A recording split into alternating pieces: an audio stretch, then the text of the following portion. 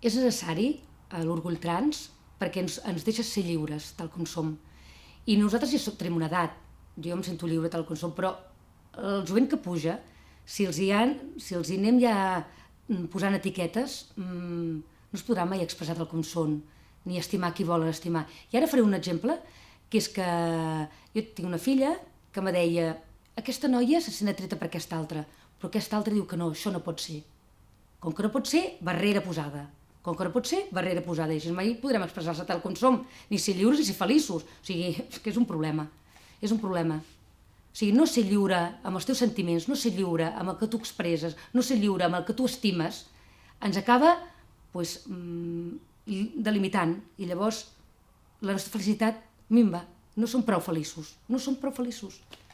La felicitat plena és poder estimar qui vulguis, poder ser qui ets, i és per això que és tan important que sortim al carrer i diguem estimem a qui sigui, no passa res.